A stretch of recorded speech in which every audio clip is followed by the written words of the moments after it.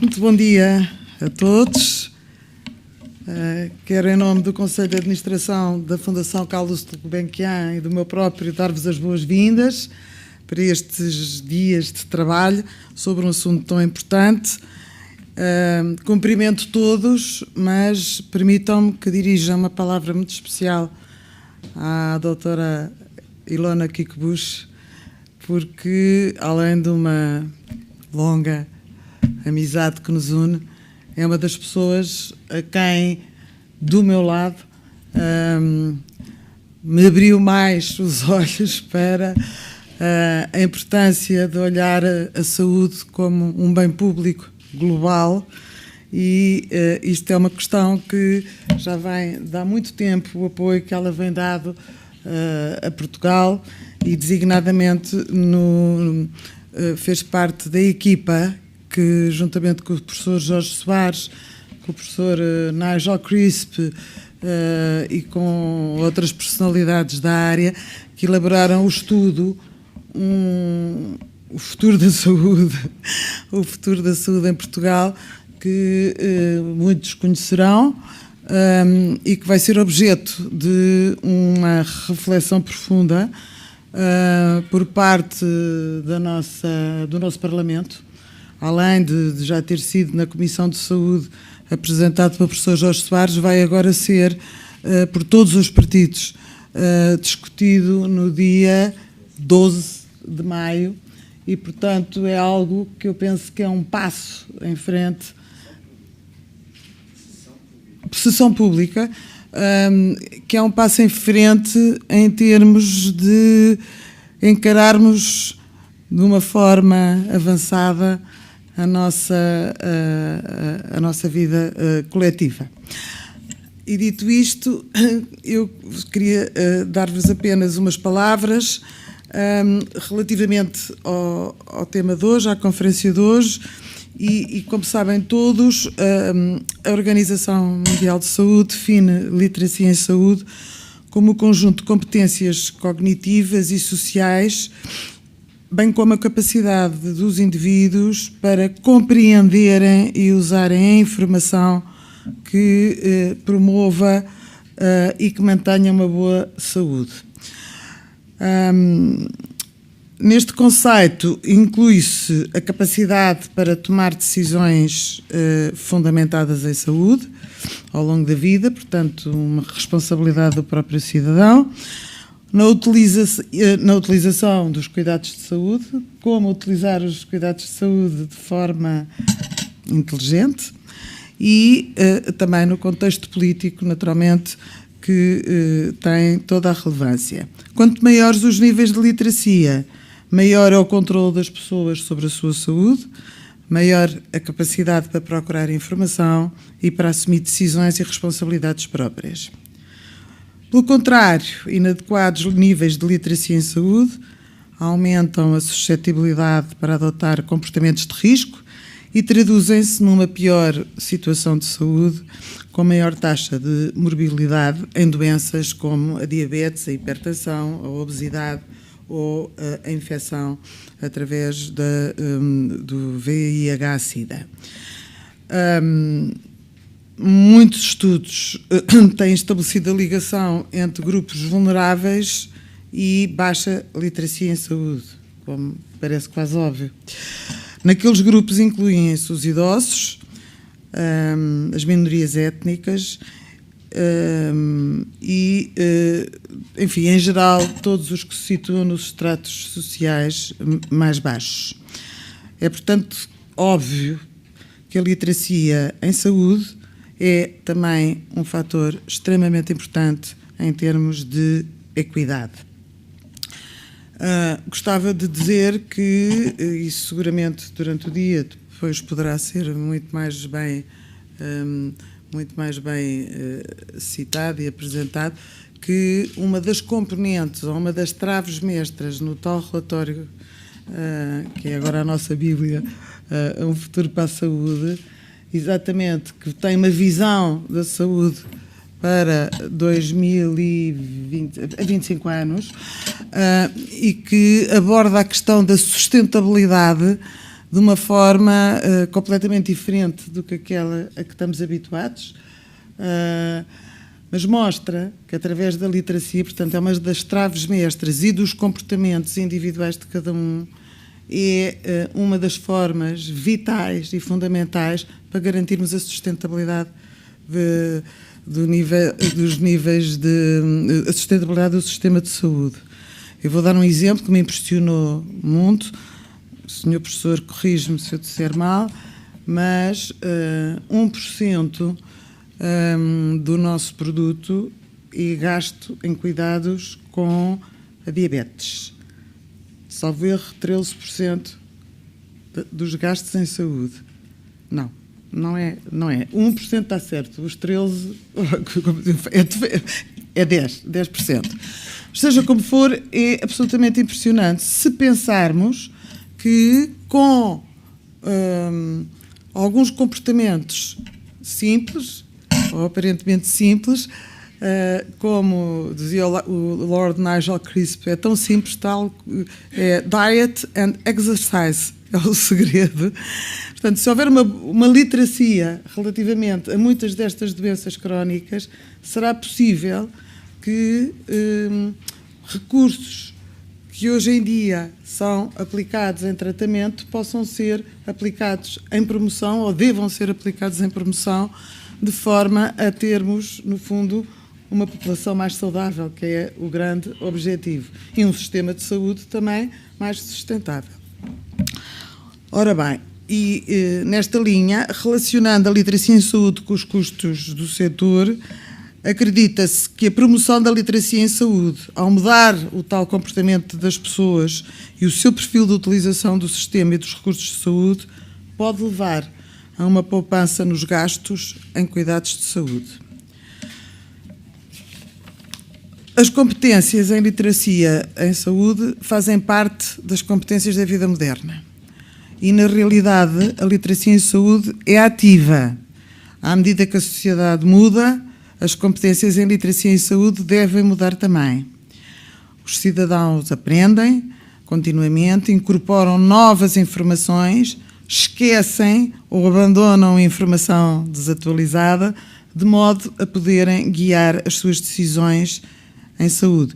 E eu recordo aqui um estudo que o professor Jorge Soares também me vai ajudar a lembrar o nome, foi o senhor professor que o lançou, que era a importância das tecnologias, da internet, um estudo que a Fundação fez na área do programa, que era, a autora acusou, que era o papel da internet no relacionamento com os cuidadores de saúde. Se não era assim, o tema era muito esse, que eu achei que era extremamente interessante, porque, de facto, eu julgo que hoje em dia ninguém vai ao médico que não vá primeiro à internet e que diga, olha, e tal. E quando vem do médico, diz a internet não diz bem isto.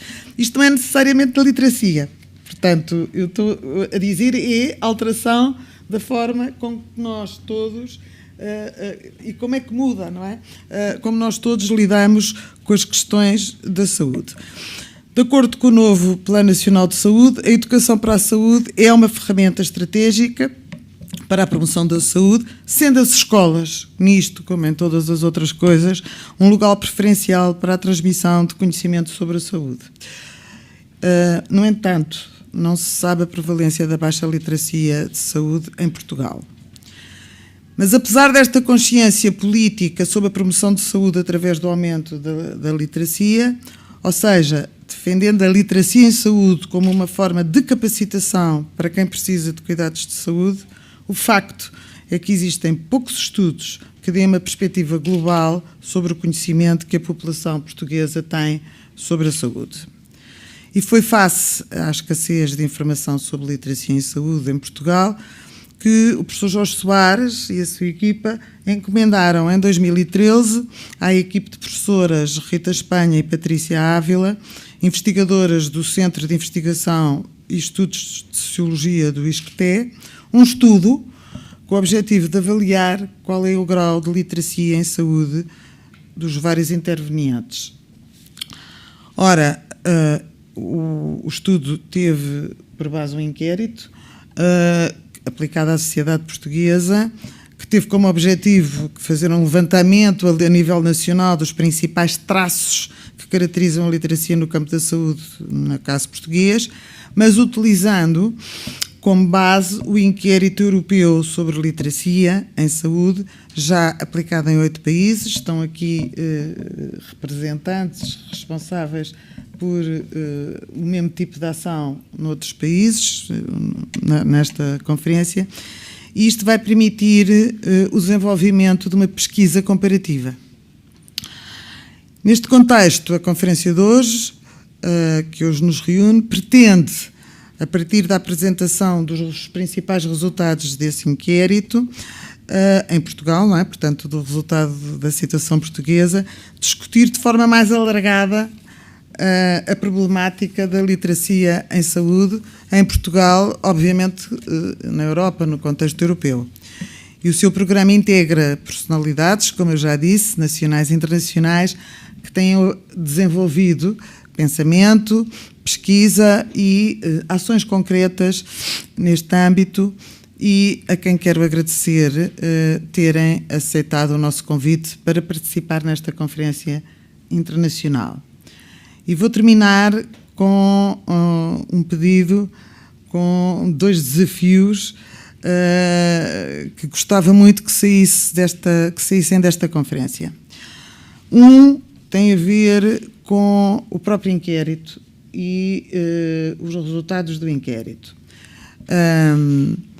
Eu vi o inquérito, foi apresentado em Conselho de Administração, foi apreciado em Conselho de Administração. Hoje vai ser discutido, hoje vão ser recolhidas, seguramente, alguns dados novos resultantes da experiência dos outros países que estão connosco, digamos, a seguir este mesmo percurso.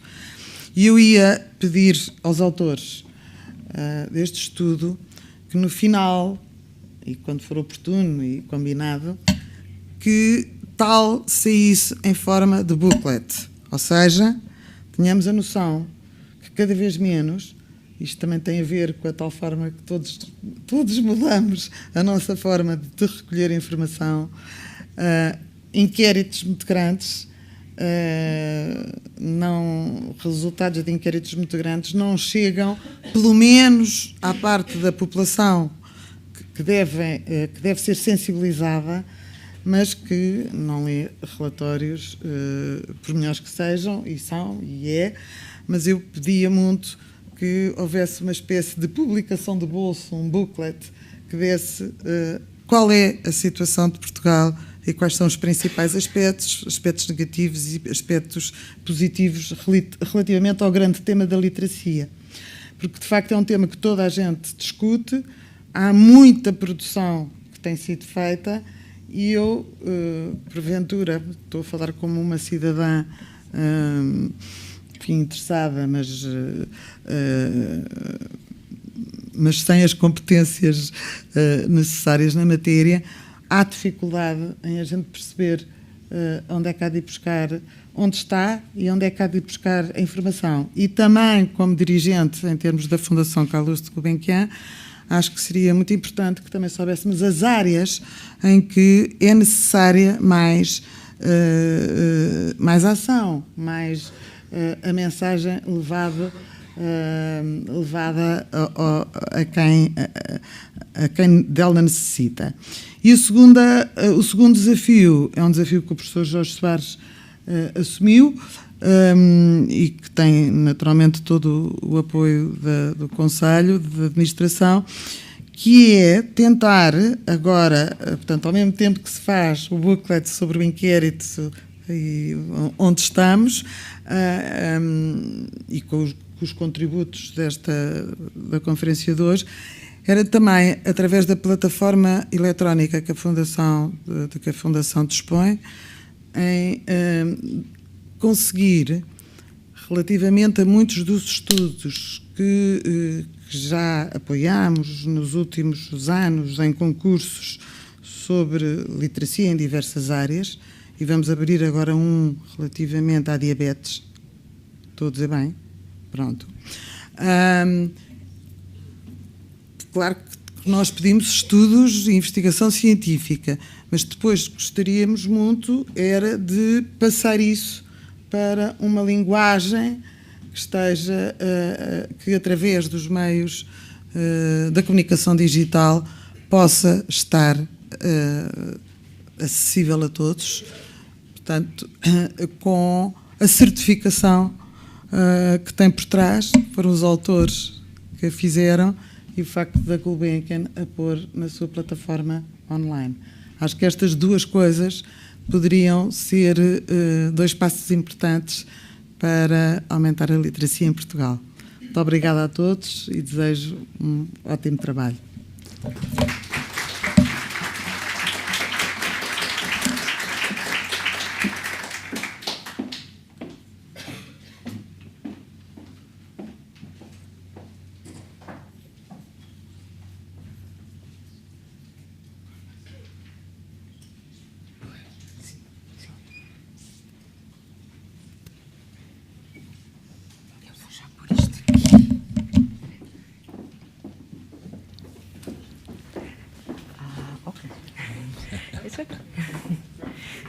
É melhor trocar, é melhor trocar. Trocar. Would you mind? Trocar. No, change two of you. So Vocês os we dois. cannot be girls on the one side and men on this side. Side. Okay, that's good.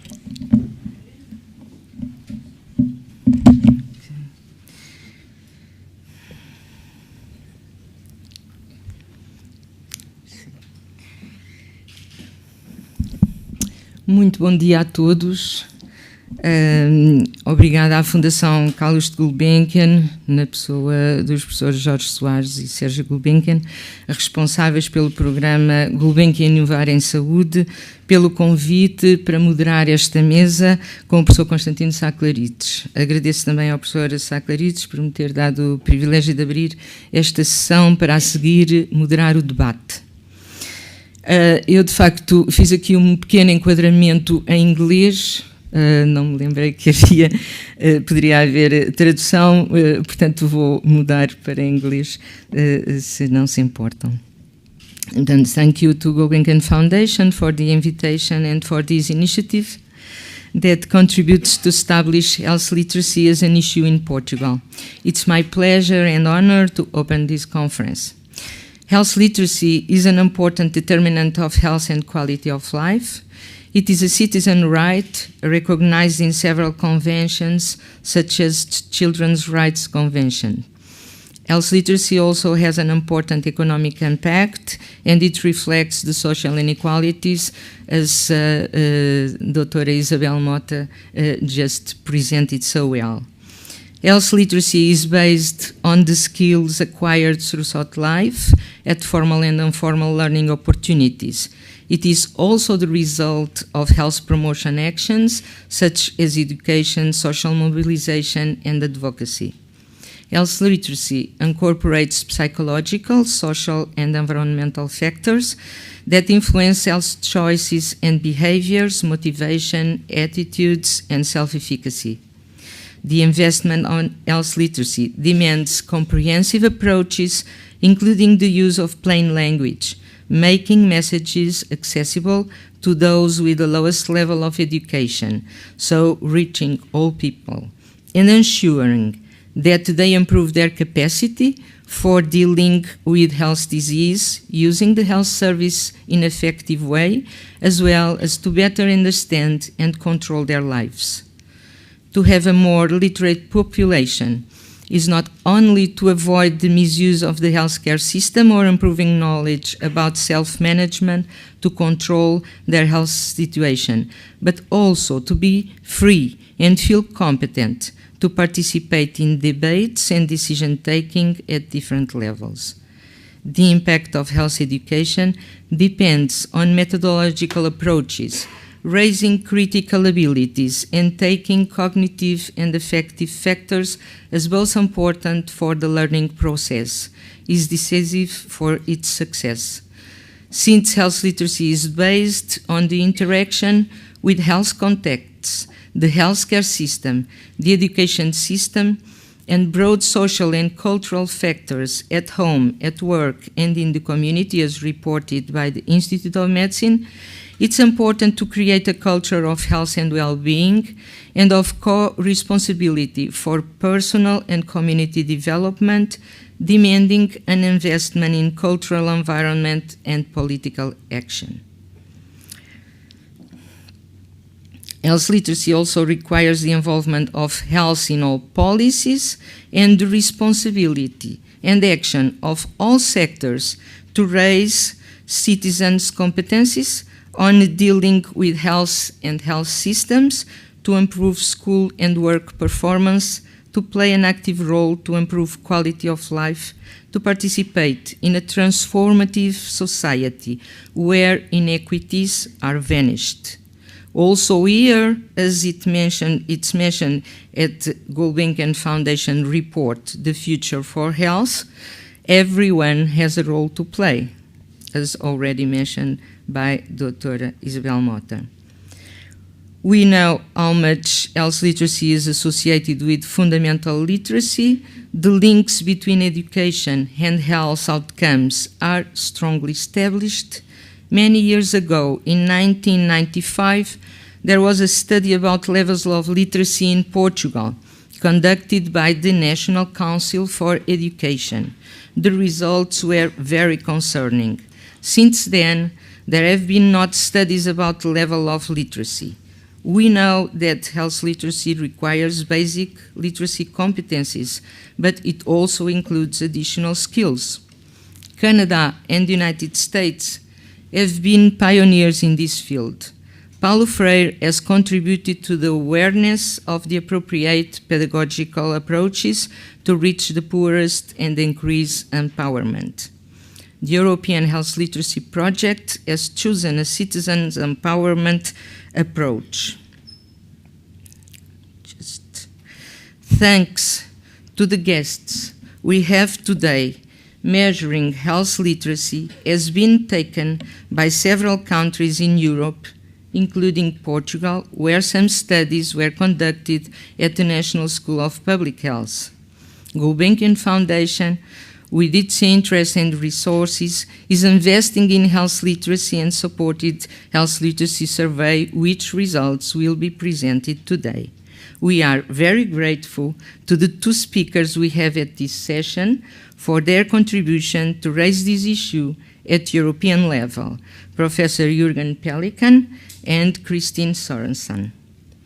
Jürgen Pelikan is a distinguished professor in sociology and psychology at several universities all over the world. In the last 2 decades, he has focused his basic and applied research on reform of healthcare and development of health promotion in theory and practice. In these areas, he has directed several European and Austrian research projects and has supported the international network of health-promoting hospitals and healthcare. On health literacy, he has done research since 2001, being the project director of the European project on migrant-friendly hospitals, already with a strong focus on health literacy. He is principal investigator in European project on diabetes health literacy. Professor Jürgen Pelikan designed a study to evaluate the degree of health literacy in Europe. You will present the design of this study and the instrument conceived to measure health literacy. Finally, selected results on distributions of health literacy levels in the 8 participating countries, determinants of social gradients, as well as health-relevant consequences of health literacy will be presented. Kristine Sorensen. I think I already can say that she's a common visitor to our country, coming to share her experience and enthusiasm. I remember she came for her first time in 2011 to the National School of Public Health to present the preliminary results of the European study. Then you became famous, so here you are again. Being Danish of origin, her background is in medicine and public health, with a master's degree Public Health Science from Copenhagen University and a PhD from Maastricht University on Health Literacy in Europe.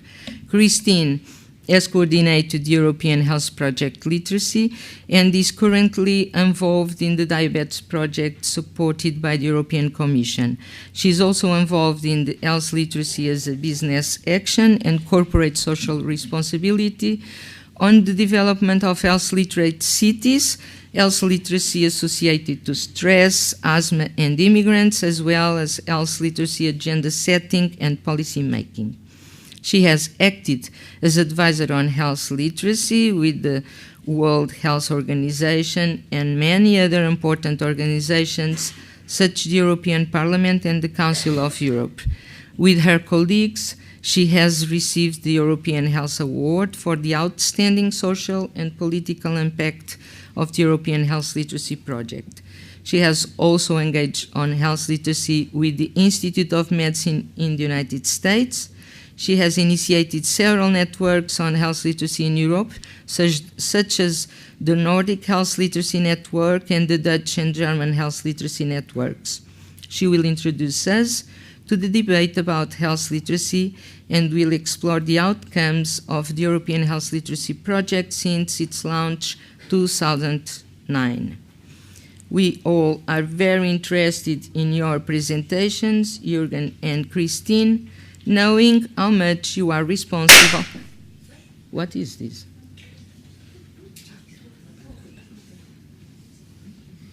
Knowing how much you are responsible for having triggered this process and put health literacy in the agenda.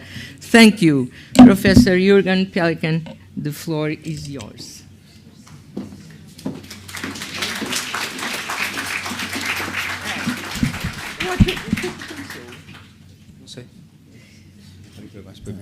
Good morning, everybody. Madam Chair, Constantino, thank you so much for your kind introduction. Thank you for inviting us. It's really a pleasure and an honor to be here. And I really would start by congratulating the team in Portugal, not just to replicate the HLS-EU survey, but to enrich it by very interesting features. But we will hear about this enrichment of our instrument later. Well, my task now is to go with you through some of the basics of our study. I will start by reminding us that health literacy is a core concept of health promotion, and by that it's very well founded in many definitions and documents, but it really started to blossom when it was combined with the measurement tradition of literacy. And I think this bringing the two together was very important, and it's one of the strengths of health literacy. The other thing is, Donat Beam in 2008 stated health literacy is an evolving concept. It still is. It's even evolving faster, but there are some trends. It's not just a scattered concept, but there are some trends. The trends are that there is a broadening understanding what is meant by health. It's disease and positive health. What is meant by literacy, it's literacy and other competencies. And Ilona was very much stressing that it's not about only the patient role, but other roles like consumer or citizen or other roles we have in everyday life. And there is an interesting new understanding of health literacy as a relational or contextual concept, and I will talk about that later a little bit. And on the other hand, the concept is differentiating. It's differentiating by types of health literacy. It's differentiating by aspects of health literacy, and we heard a lot about e-health literacy, which is a very new, important aspect of it. It's differentiated by its role in different stages of life, and we will hear today about children and youth and what health literacy means there. But of course, it's very important for adult people, for parentage, and for old age. It's differentiated by lifestyles, and of course there are now different measures of health literacy for different chronic conditions. Yeah, and the HLS-EU definition takes up most of this broadening, but does not mention the relational character explicitly. You see, and I think the data from Portugal shows that very well. Health literacy is a concept at the top of a pyramid. It depends on other literacies, for example, science or media or IT literacy, and it very much depends on basic literacy and numeracy, and the Portuguese data will show that very well. And of course, it depends on proficiency in the local language and in the culture of the country, especially if you're looking at migrants, that's a very important thing. And that, of course, says something that if we want to improve health literacy, of course, we can try to do it at the top, but we have to do it at the other levels as well. Second, health literacy is a concept. Of course, when you do decisions, you need knowledge, but knowledge is very short-lived in our lives. Therefore, it's more about competences. And to really use these competences, it's about motives as well. Well, here you see it's about information processing, it's about accessing information, understanding information, appraising information, and applying information. And it's about information, of course, concerning healthcare, but also on disease prevention and then health prevention. Of course, you can be much more specific. For example, this from Richard Osborne in Australia, that are 9 different aspects which are important, especially for patients' health literacy. And the definition and the model which was brought together by the HLS-EU consortium brings that together in this image and in this definition. And we developed it a little bit further to analyze data. You see, we think that here you have individual health literacy, but that is determined by personal determinants and situational determinants. And we expect that individual health literacy has effects on health behaviors and has effects on health status, mainly through health behaviors, and has effects on illness behaviors. And of course, there are some causality going back. But we use this model for analyzing our data, and you will get more of that later. And of course, there are important situational determinants on all these aspects which have to be taken into account, and therefore we mostly have to look at multivariate analysis to deal with that. The study had 5 objectives: adapt an instrument, generate first-time data, make a comparative assessment and benchmarking. And I will talk about these 3 objectives mostly, and Kristine then will speak about create national advisory bodies and establish European Health Literacy Network and the European Health Literacy Policy. Some aspects about the study: 8 countries were involved. You see the countries here. The study was done by TSN Opinion in all these countries in summer 2011. Very important limitation: we followed the European Union policy, and only EU citizens were taken into our samples. Therefore, many immigrants who are living in these countries but have not EU citizenship are not included, and therefore you see there are some bias in our data, and maybe one of the most vulnerable groups we have not included in this study. That is the instrument. It was done by computer-assisted personal interviewing techniques in most countries. We use Eurobarometer methodology, probability sampling. Here you have the response rates, which are quite good, especially differing the Netherlands, because there was a different kind of methodology used. Usually, sample sizes were about 1,000. And of course, we did some weighting of the samples, as the Portuguese did as well.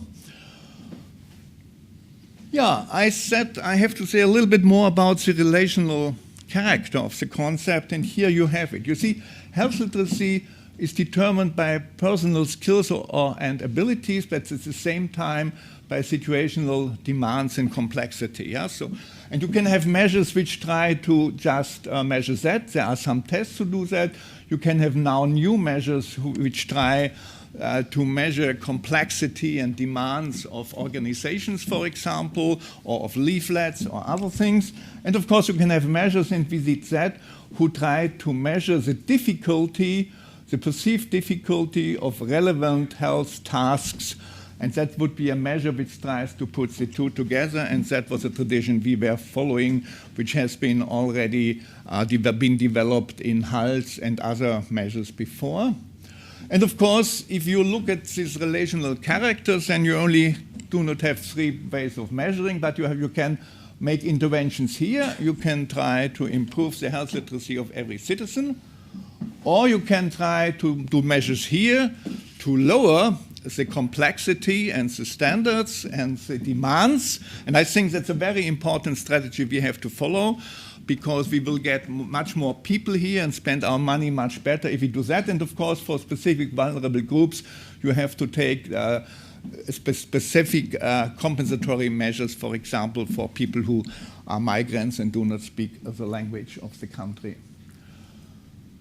Okay, to give you some feeling how we did measure, here you have some of our questions we used. For example, on a scale from very easy to very difficult, how easy would you say it is to understand what your doctor says to you, or find information how to manage mental health problems, or decide if you should have a flu vaccination, and for health promotion, for example, take part in activities that improve health and well-being in your countries. That was the kind of operationalizations we used to measure health literacy.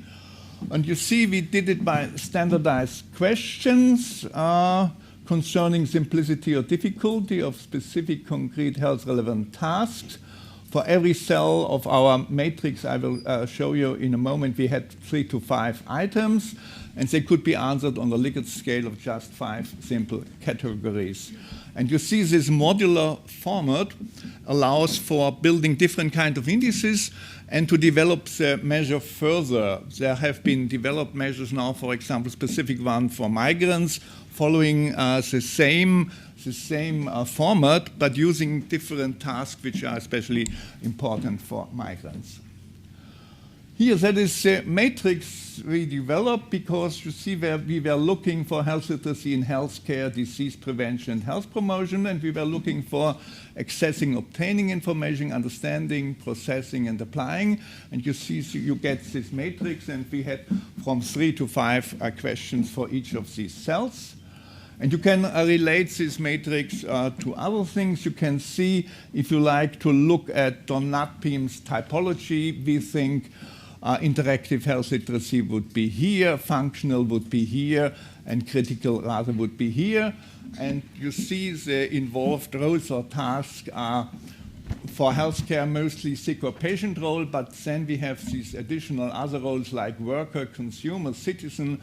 And for health promotion, of course, you need, in all the roles you have in life, you need health literacy to improve your health.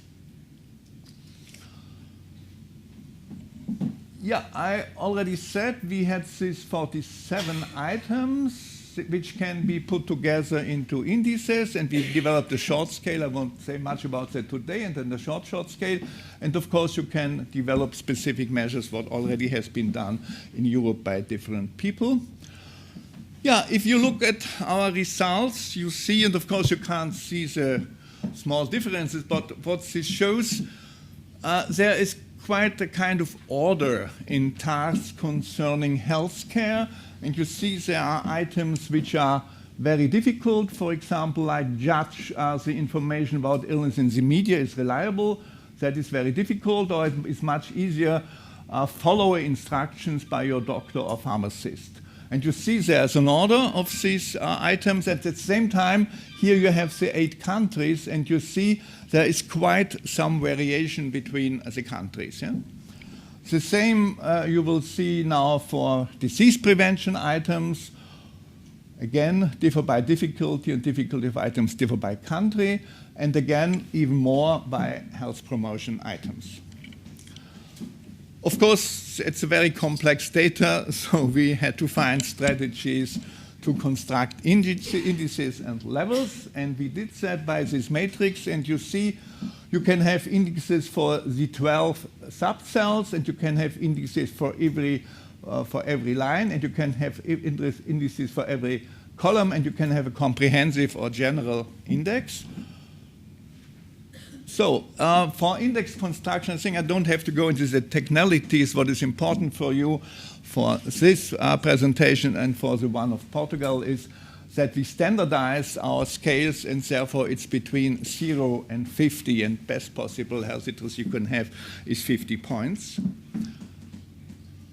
So the one thing, of course, is how reliable are our scales, and you see we have these 20 scales here, and we're looking here.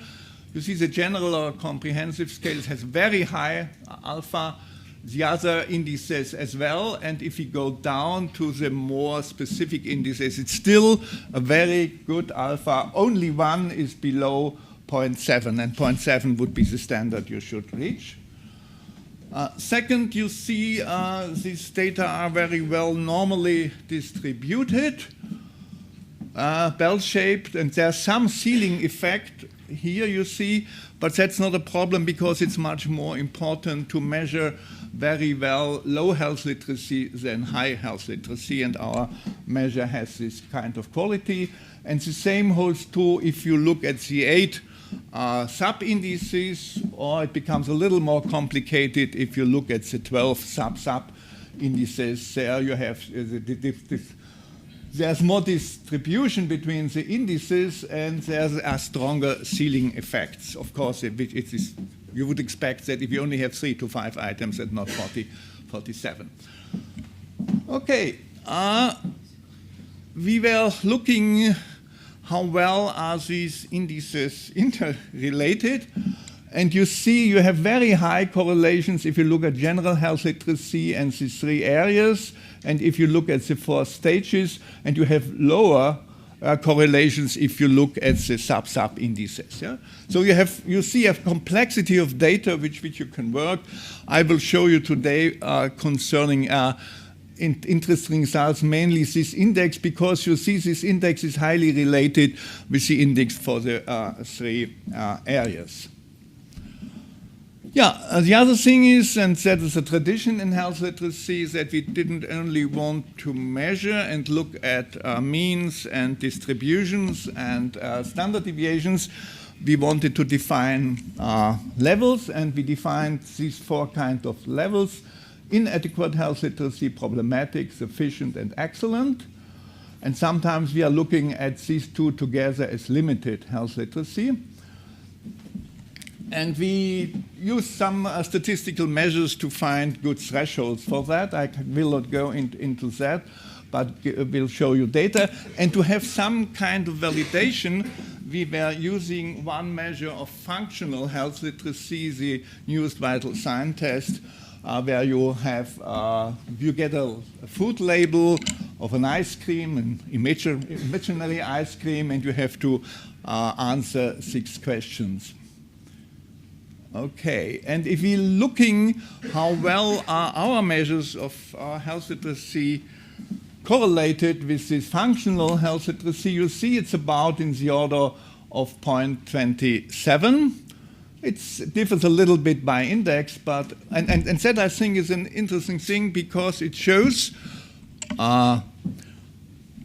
general health literacy or comprehensive health literacy, which is about task in everyday life, is partly explained by functional health literacy, but only partly explained by that. There are many other factors come into the picture. So now I would like to look at some results, and you see the task of our survey was to look at some results which have been developed for the US or other states, how well we can replicate that for Europe. And the first thing was we were looking at these levels, and you see here you have the inadequate, here you have the problematic, here you have sufficient, and here you have excellent. And if you look at total, you see about 47%, that is 1 of 2 people in Europe, if you take the two categories together, has limited health literacy. Therefore, limited health literacy is not a minority problem, but a problem of a majority of people, and it has to be dealt in that way. And of course, you see there are differences between countries. Yeah, you are smiling when you look at this data. Jane, the Netherlands are very good. I, coming from Austria, we are not so good, and there are some countries which are a little bit below that too. But you will see later that Portugal is quite good if you look at that.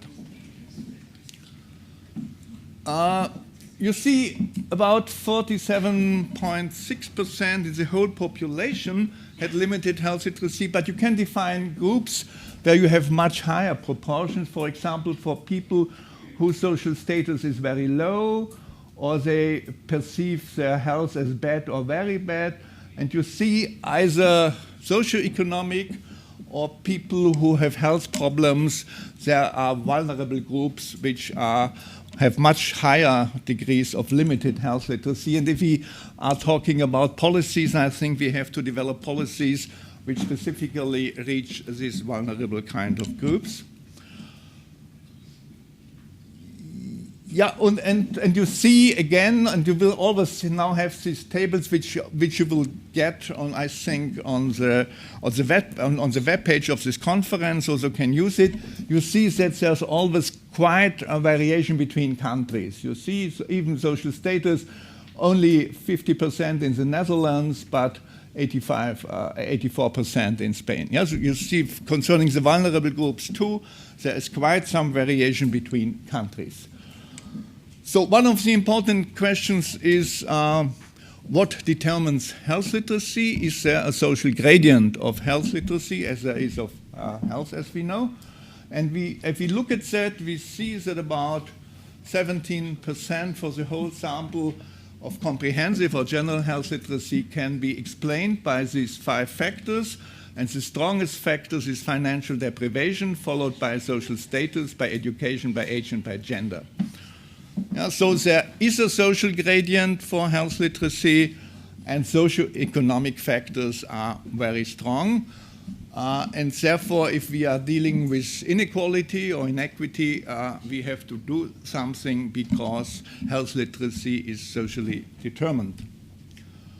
Again, if we look at that, we have quite different results for the different countries concerning the explained variance, not much in the Netherlands, but of course I think that's good.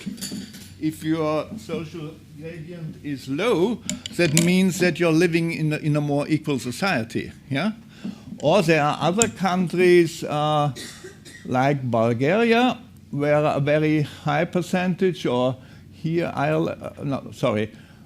a very high percentage is explained. That means there is more inequality in this country concerning health literacy. But of course, it's not only interesting to see how is health literacy determined, but health literacy is only important if health literacy has relevant consequences. And therefore, we had to look what kind of consequences can we show for health literacy. Well, and we were first looking at health behaviors, and we had 4 kinds of health behaviors: physical activity, body mass index, alcohol consumption, and smoking habits.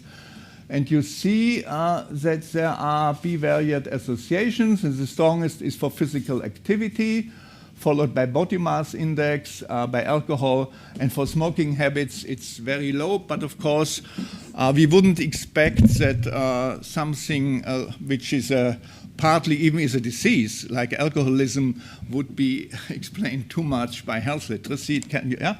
But it, for example, physical activity, where you really have the choice if you do something or not, it's much more influenced by that. Here you see, I'm looking now only at physical activity, and you see there's this very strong relationship. The higher your health literacy, the more often you are almost every day doing something, or a few times a day. You see there's a very strong relationship between health literacy and the extent of physical activities. Again, you have to look at that with other factors in a multivariate way, and you see not much is explained, only about 8% are explained, and you see comprehensive health literacy is the most important factor explaining physical activity, followed by gender, age, education, financial deprivation, and social status. And again, you see there are differences. It's much higher in Germany, for example, than in Bulgaria, the influence health literacy has on this kind of activity. Second, of course, we are interested, does health literacy affect or influence health? At least we had a measure for self-assessed health. And you see here that the higher your health literacy, the more often you say that your health is very good. Here, when you have a very low, only 10% say the health is very good, and if you have the highest, about 44% say. So there's a very strong relationship between self-assessed health and health literacy. Again, you see we have that in every country, but on a different level. Here you have the different countries. It's always going up, but on a different level, depending on the country. And again, we can look in a multivariate regression, and we see much more now is explained. 27% is explained. And age, of course, is the most important factor, but comprehensive health literacy already is the second important factor in this regression model. Of course, again, we have to look at the different countries. I cannot go into it. There are quite big differences, for example, between Greece and between the Netherlands. And we thought we have to make it a little bit more difficult for health literacy and put other factors in. And even if we put long-term illness in, we see comprehensive health literacy still is the third important factor explaining self-assessed health. Again, differences by countries. That is a very interesting slide because it shows the relationship of health literacy, self-assessed health, and age. And you see, when you are very young, it doesn't make much difference how high your health literacy is. The red one is the inadequate one, but the older you are, the more difference you have. You see, if you are 76 years or older, there is really an immense difference between the people who have inadequate health literacy or the people who have excellent health literacy concerning that they say their health is fair, bad, or very bad. Yeah? So with age, the importance of health literacy is increasing. And therefore, we cannot wait and do only something for the young. We really have to have measures which address the older populations in our societies. Yeah, another topic which is very often discussed is health service use. You see we had 4 indicators: doctor's visits, hospital services, other health professionals, and emergency services. You see doctor visits, the bivariate correlation was strongest, followed by the other ones. Again, quite high differences between countries. Austria, very, very high correlation. Netherlands, a very low one. Again, that means that the Netherlands healthcare system seems to be easy for everybody, and the Austrian is only easy for the well-to-do. That is meant by that. Here you see the bivariate relations. The higher your health literacy, the less you have many doctor visits. Again, we can look at a multivariate regression analysis and see, of course, age is most important, followed by gender, but third is comprehensive health literacy to explain doctor visits, and of course that will have economical consequences too. Again, differences by countries, but this correlation vanishes if we put in other indicators concerning illness. If we put in long-term illness and health and gender and age, health literacy has we cannot demonstrate any effect of health literacy concerning doctor visits in the last year. I think we have to be clear about that, but maybe you see mostly in countries with other healthcare systems, this relationship was found, but in our European countries where there is good access to the healthcare system, maybe health literacy is not as important as it is in the United States or other countries. Okay, again, variation, and now I come to my summary and conclusions. Well, I think first what you see, there is strong regional variation of comprehensive health literacy concerning distributions, concerning possible causes, and concerning consequences. Compared to region, variation is much less pronounced between the three health literacy domains. Limited health literacy is not a minority problem, but characterizes between 30 to 60% of the surveyed population, depending on country. There is a considerable social gradient with indicators of health status that are significant and considerable relations of health literacy, and significant but only moderate ones with indicators of health risk or health care. In all member states, self-assessed health and health literacy are directly linked quite highly, and especially vulnerable subgroups in most need for adequate health literacy have higher rates of limited health literacy, which constitutes a real challenge for the healthcare system and health professions that you have these people there. Second, principal conclusions concerning further research is needed, but not just more, but different research. It should be studied more in general populations, and we have to need more studies concerning user-friendliness, readability, complexity, demands of situations, systems, services, products. I think we have to need much more research there. Research has to be done in a systematic, comparative way using standardized instruments. Therefore, we are so glad that the HLS-EU instrument is used by more and more countries. Switzerland will be the next country doing such a kind of survey. And I think that is very important. There is need for an institutionalized sustainable framework like OECD or PISA. And here's just a quote of the solid facts. The European Health Literacy Survey should be sustained, have dedicated funding, be applied to more countries, and be conducted at regular intervals through the continued support of the European Union and WHO and countries. And I hope that this conference again will push us in that direction, that in the future we will have this kind of measurements. Yes, and conclusions for practice and policy. Health literacy has to be monitored regularly for purposes of diagnosis and evaluation of measures. Limited health literacy has to be tackled by policy and practice in a systematic and sustainable way, adapted to regional differences. Interventions have to be directed at improving personal competences of individuals and by measures of education and training. And equally, if not more important, are interventions directed at improving user-friendliness, transparency, readability, navigability of systems, services, and products. To effectively tackle inequalities, specifically design programs oriented in improving, if they are needed, we need it from health promotion, that if you just do health promotion, mostly the better will benefit more and not the poorer ones. Therefore, you need specific programs to deal with inequality, and for supporting vulnerable groups, specific compensatory empowering measures are mandatory.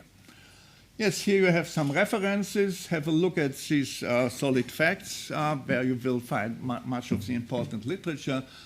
Thank you so much for your attention.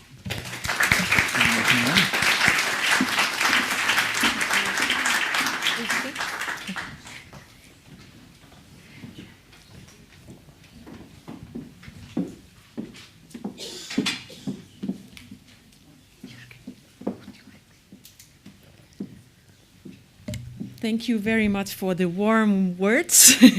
I'm so happy to be back here in Lisbon. Portugal is certainly one of the countries that have been outstanding in terms of development for health literacy. So not only thank you to Professor España from the foundation for our great collaboration. We had the meeting in Basel last year, and that was a dream, and now we are here, and it came through. So thank you for that. But also to the team from Professor Sakellarides and Rita, you're sitting over there. Professor Saboga Nunes and you, Isabel, for all the talks we've had during the years. So Portugal is really doing a great work in the field of health literacy. And my task today is to give you a bit of a review of the developments we have had when being involved in the European project. We got a challenge. And yesterday, when I visited the monument down at the harbor with the new discoveries, I recall a quote I read recently, and it was about Columbus. Columbus, when he set sails for the New World, he did not know where he was going. When he was there, he did not know where he was. And when he came back, he couldn't explain where he had been. And it was kind of the same challenge we got in 2009. But fortunately, we were not in the same situation as Columbus. We were standing on the shoulders of giants, and especially to the work of Professor Kickbusch and her colleagues, that she brought it to Europe. She gave us the chance.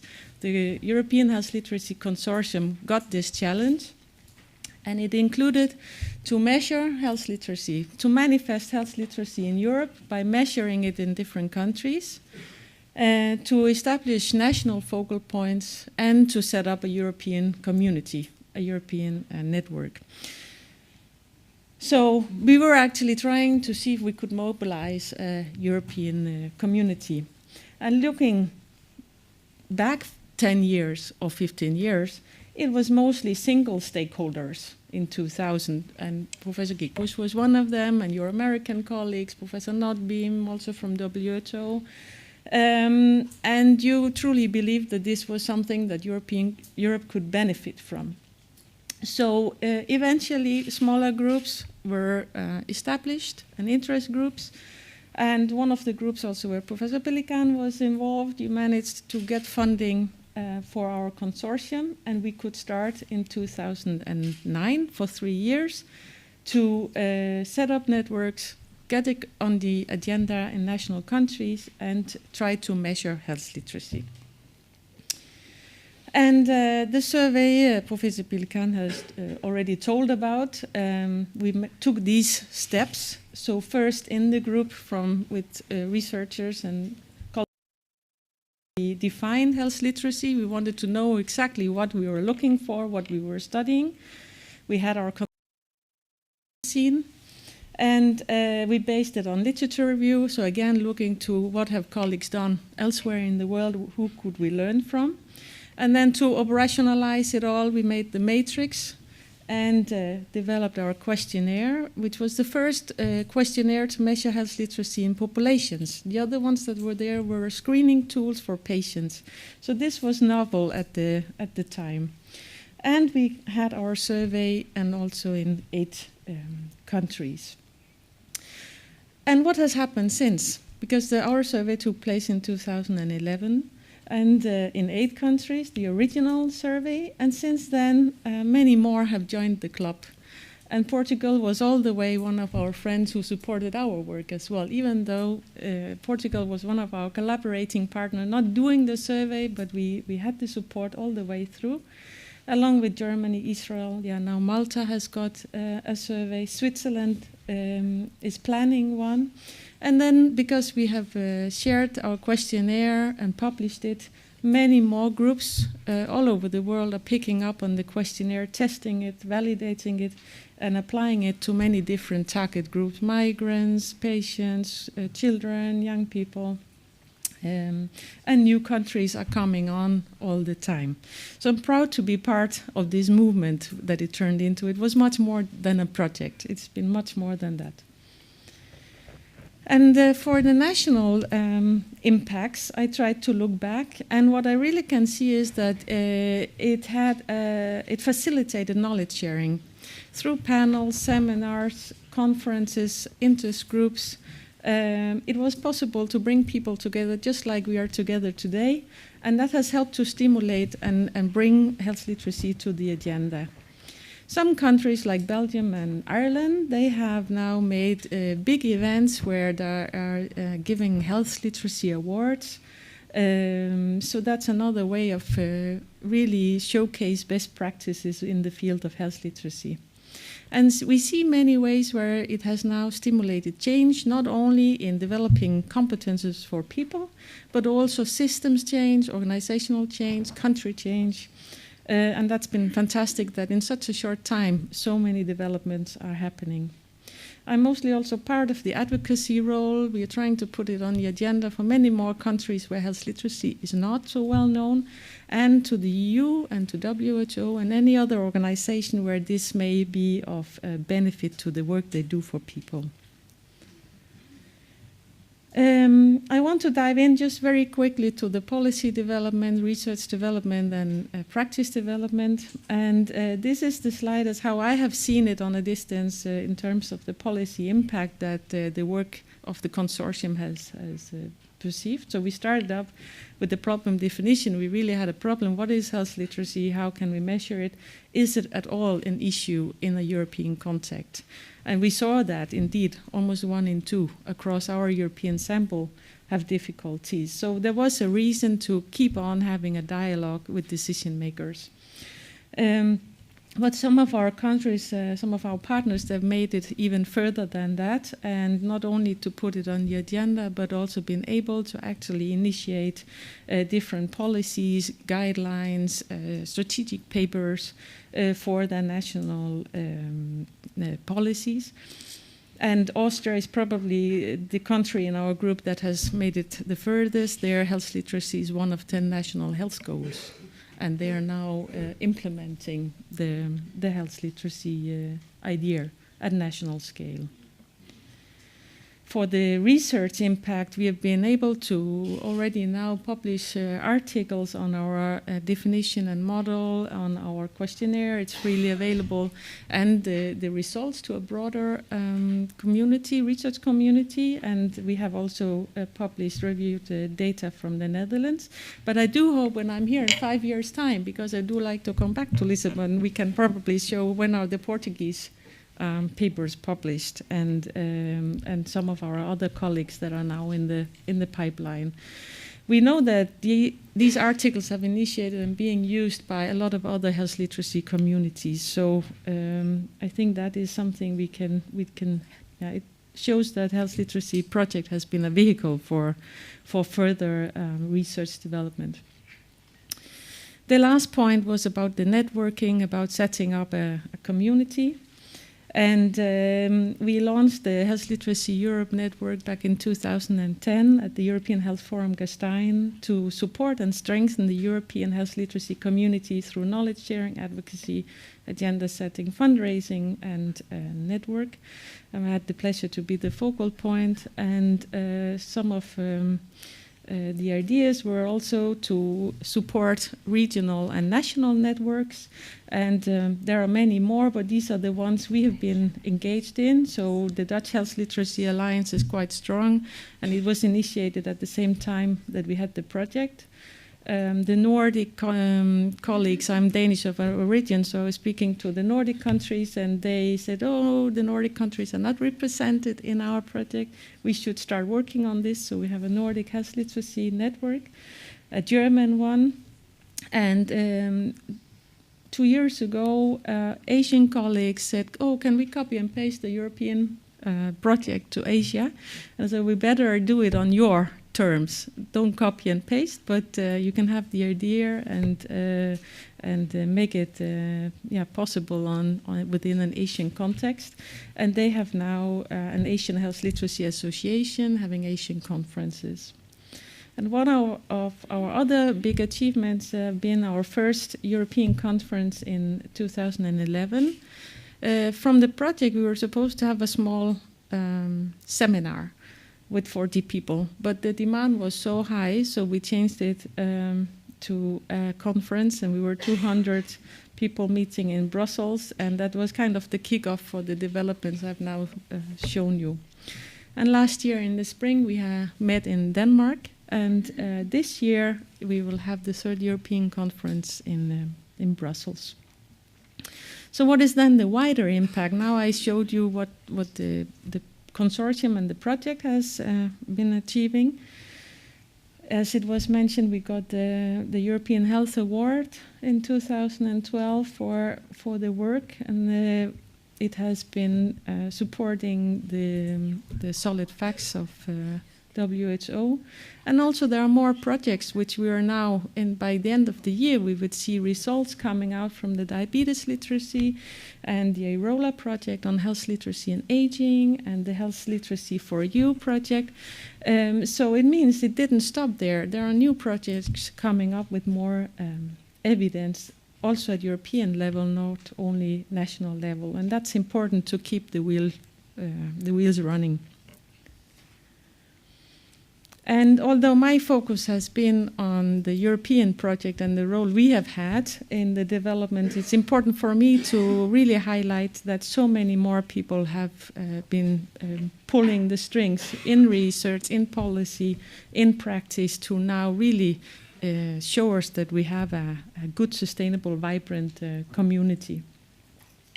So it will be exciting what will happen next. Now I look back, but what will happen in the next 10 years. And for me, I would like to share just some of my concerns here that may hinder a bit the development. There is still some confusion about the concept, not so much here in Portugal, not so much European level anymore, but there are different definitions. Although they're very overlapping, it still creates some confusion. And also the translation about the concept sometimes makes it a challenge. There used to be a lack of evidence, but we see this growing, and your contribution here in Portugal is certainly a big stone here to the evidence. And the lack of involved stakeholders. We've moved from single stakeholders to interest groups to a bigger network and so on, but much more can be done. And the lack of political involvement. I think we are now at a turning point where we will see much more political investment because there is a social gradient. It pays off now to start, but we still have to make the argument through the good evidence. Enabling factors, how can we move on? Well, funding is always welcome, public and private, and here Portugal is a fantastic example to see how quickly things can be moved with the support. The data, that we can make a combined database, we should try to work for that, like Professor Pelikan mentioned.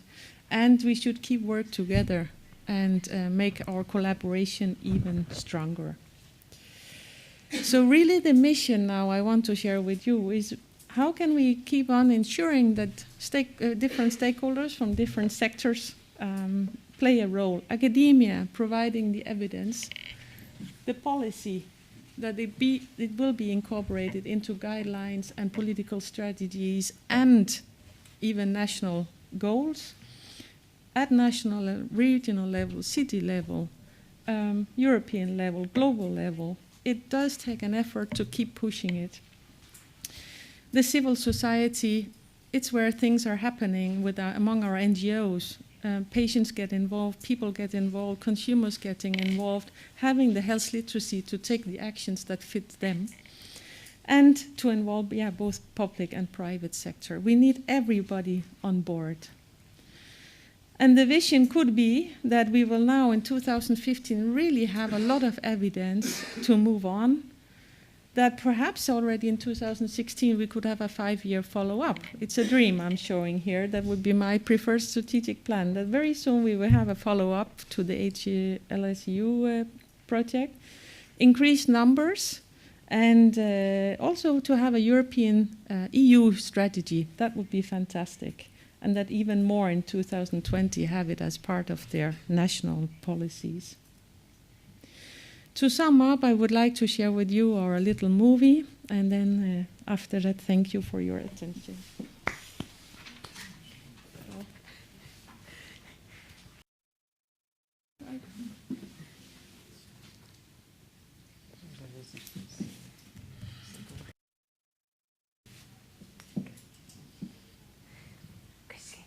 We are all affected by health literacy.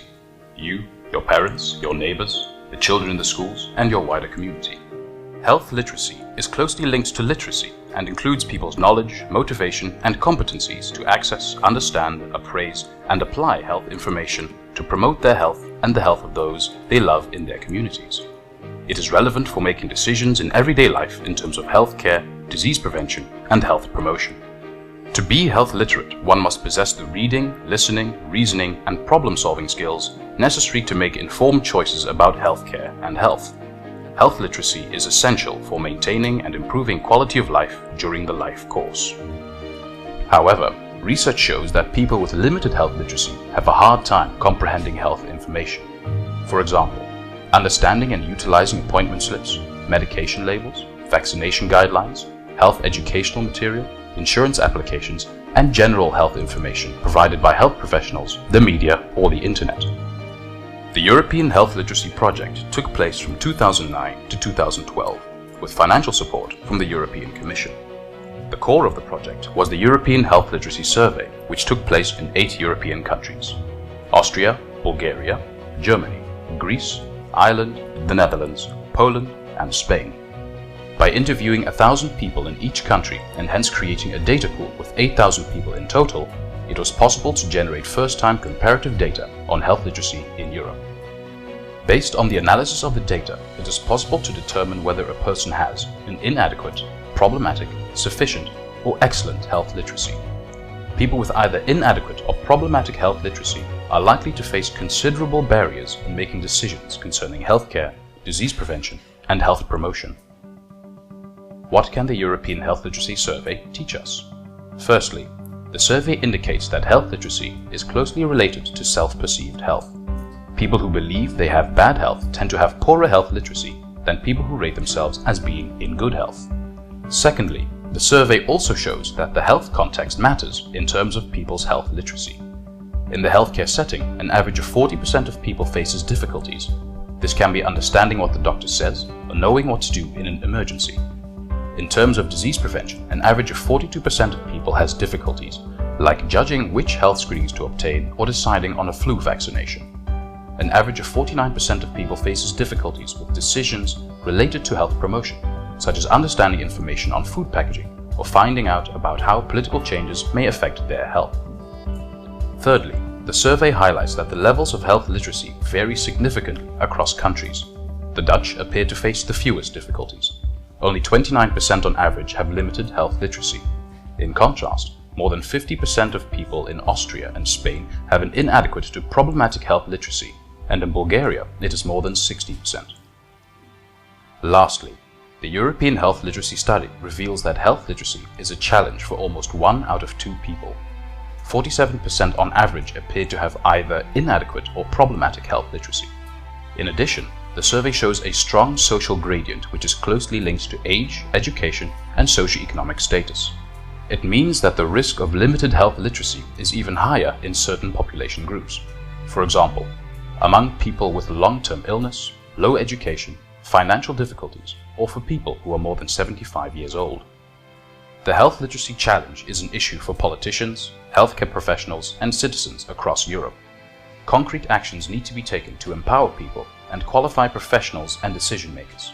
The key priorities include decreasing the complexity within healthcare and social systems and making it easier for citizens to navigate them, supporting initiatives that improve health literacy, particularly amongst the most vulnerable groups affected by limited health literacy, including the development of health literacy as an essential part of national educational systems and school curricula, establishing a monitoring system that can follow the European progress on health literacy. By acknowledging the health literacy challenge in Europe made evident by the European Health Literacy Study, we can improve efforts to support professionals and people to become co-managers of health and lead the way to a healthier society. Living a long and healthy life. Health literacy matters. The European Health Literacy Survey.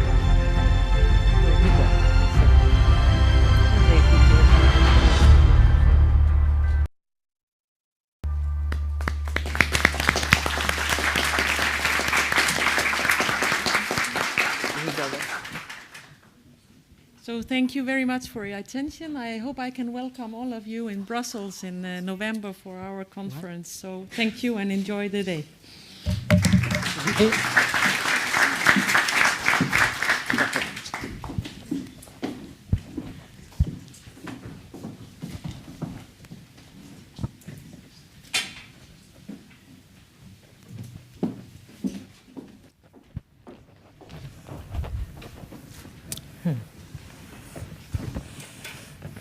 Bom, temos ainda 10 minutos, vamos aproveitá-los bem. Thank you, Jürgen and Kristine, for a very informative presentation. We are now going to use our 10 minutes to have some questions from the audience. Façam favor, quiserem perguntar alguma coisa a respeito das apresentações, se o quiserem fazer, peço que se apresentem e que sejam concisos e breves na pergunta que fizerem.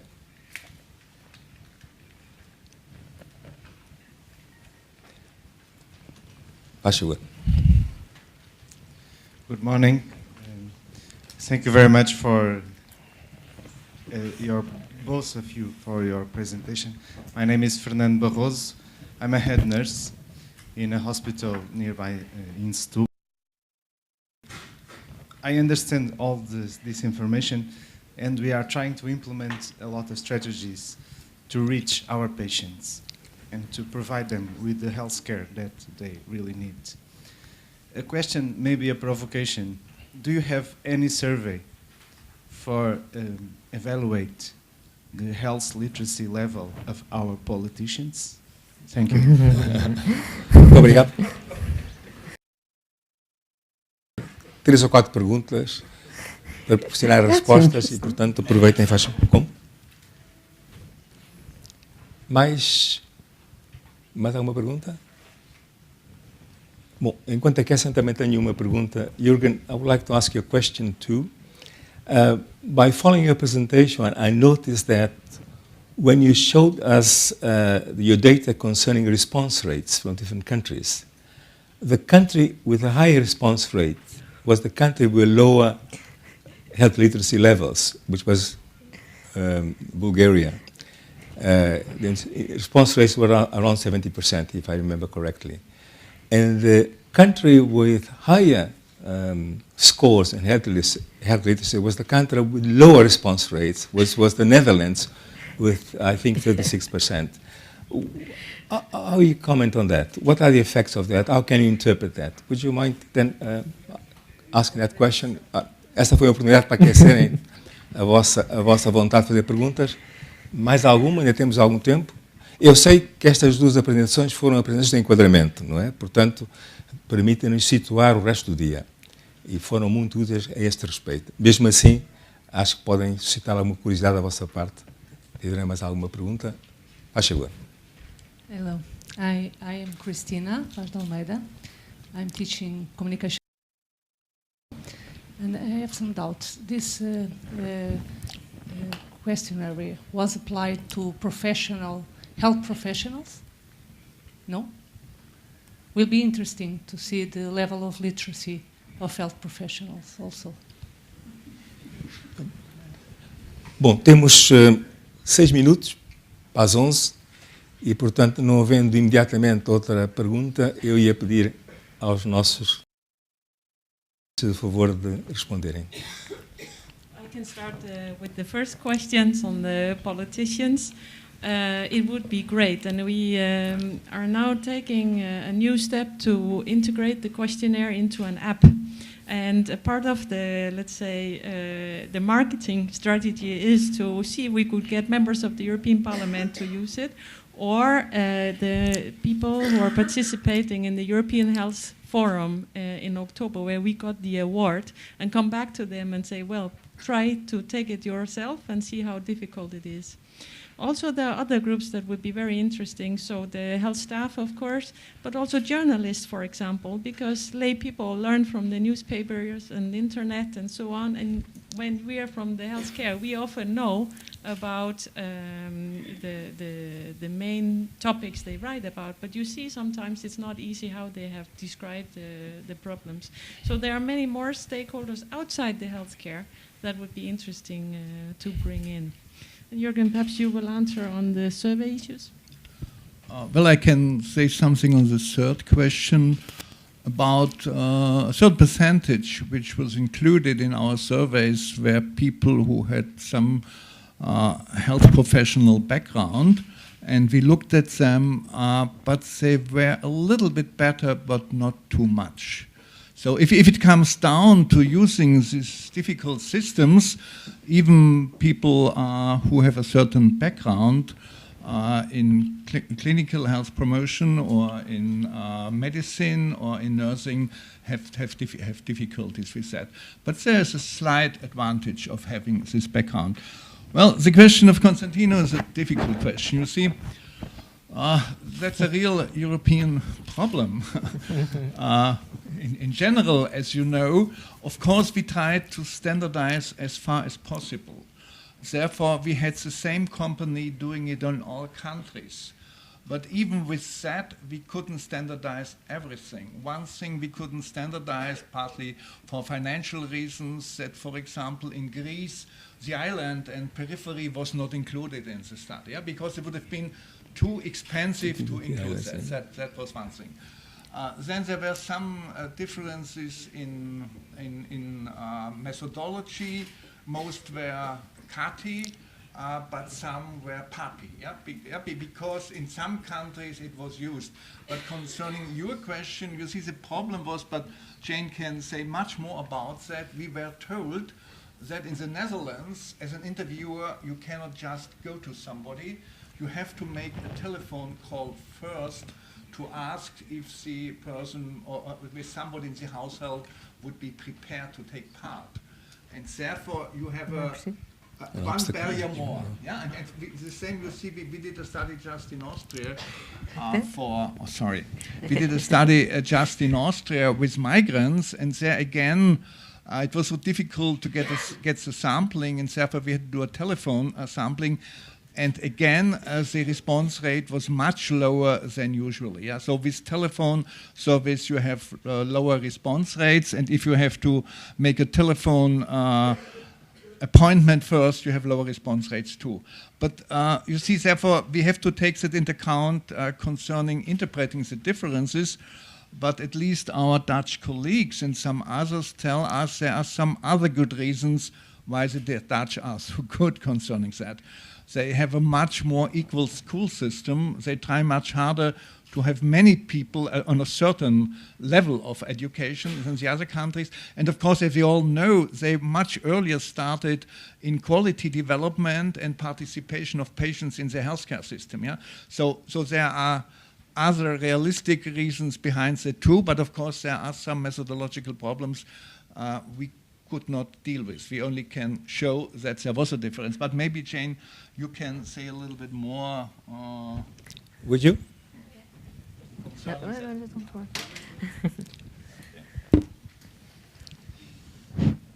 I'm Janie Rademakers from the Netherlands, kind of the representative from the Netherlands.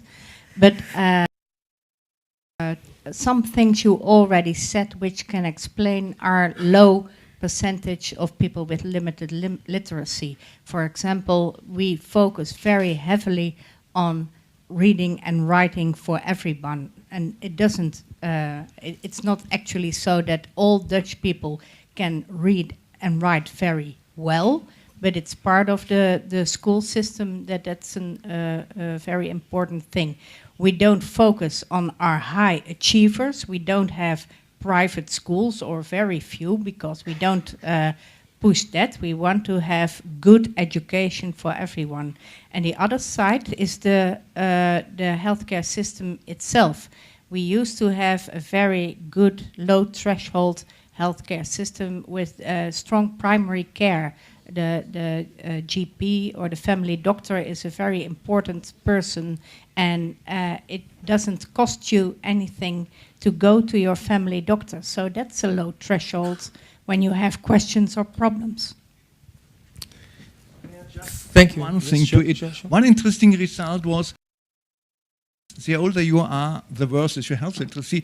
Only in the Netherlands, you see, with age, you still are young concerning health literacy, and maybe you have a much more age-friendly healthcare system, and therefore you can do that. Mais alguma pergunta? A última? Faz favor.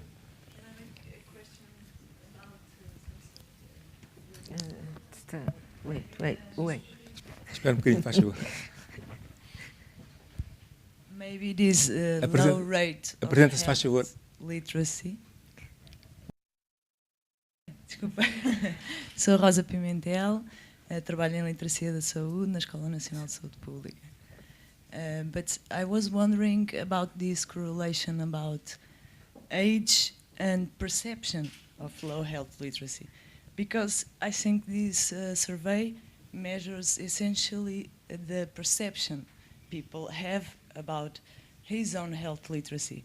That's a big difference about measuring health literacy and the perception people has about his health literacy, you know?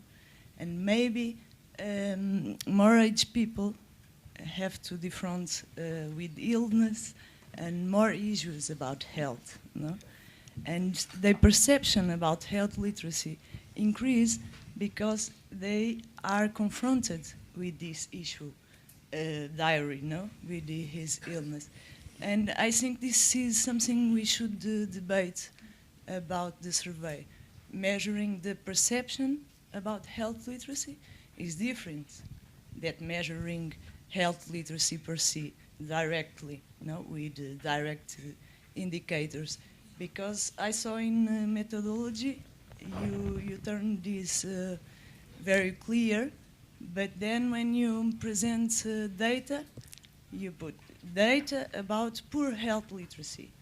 And methodologically speaking, I think we should talk about data about perception of low health literacy. No? Muito obrigado pela pergunta. Please. Well, I think that's a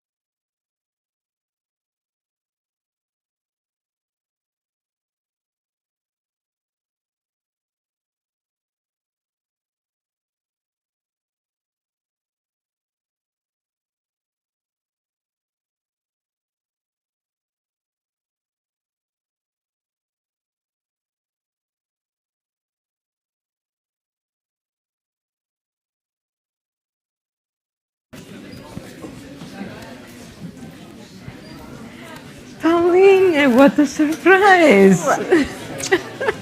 Então, Estás aqui desde o princípio. É que eu, agora visto que eu tiro ponho os óculos e eu já não tenho. Não sabes onde está. Exato, é ótimo. Olha, como é que me tirei? Não.